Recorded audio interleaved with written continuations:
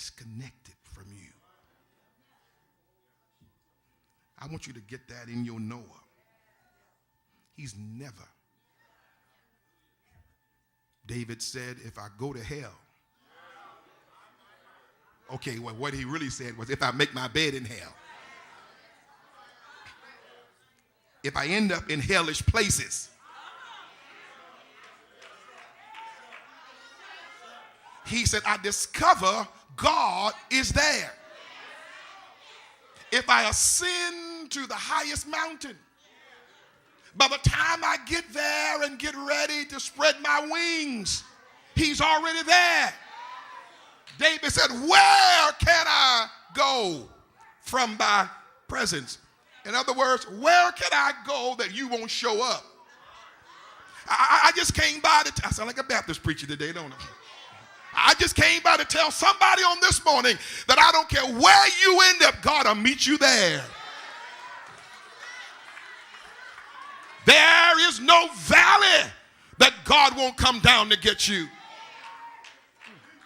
Don't listen to church people who tell you where God ain't going.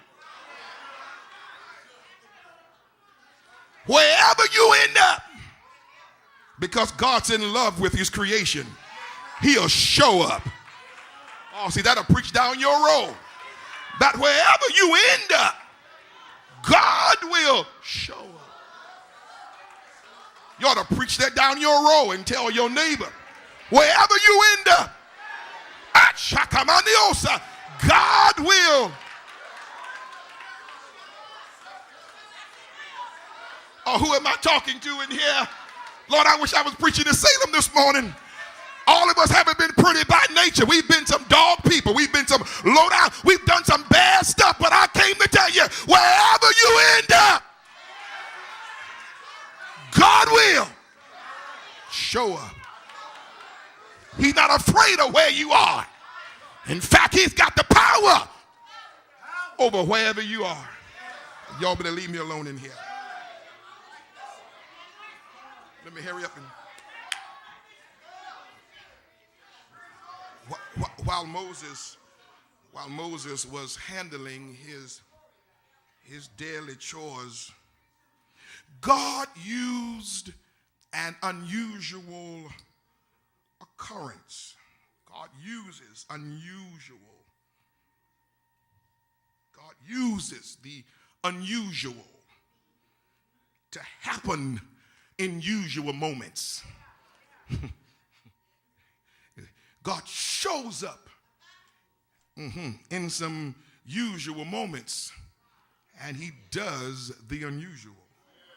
You see, twigs burning or bush on fire in dry desert places was not unusual.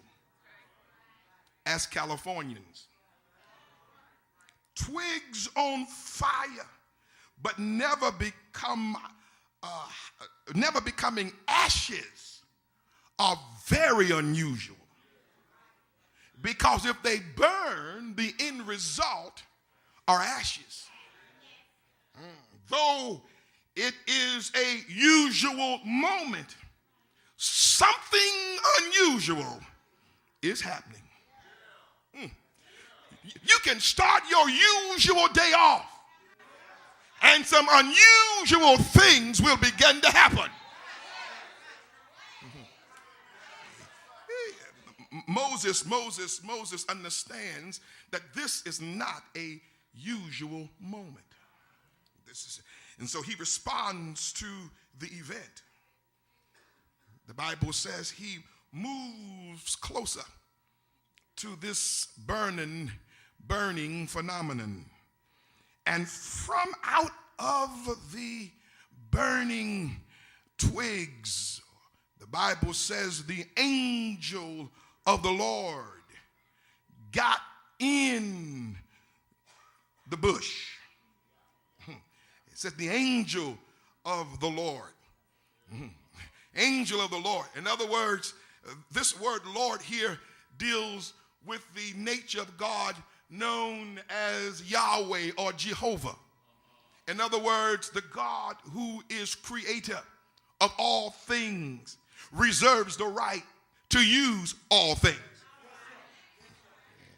See, oh my God. The thing I love about God, if you don't understand all the natures of God, you will get stuck at a former place or former movement of God. And if you're not careful, people will trap you in one aspect of God's nature without understanding there is another side of God. Let me hurry up here. And so notice the text says the angel of the Lord, which says that the various sides of God, natures of God, was at work. It was his Jehovistic side, the side of him that creates, the side of him that causes something out of nothing. It is out of his nature where things exist because of him. It is the creative energy of God that he says he has created not only the burning bush, but I created the angel that made the bush burn. Ooh.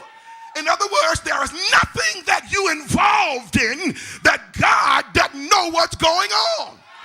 Can somebody shout and say, God's in the midst of it?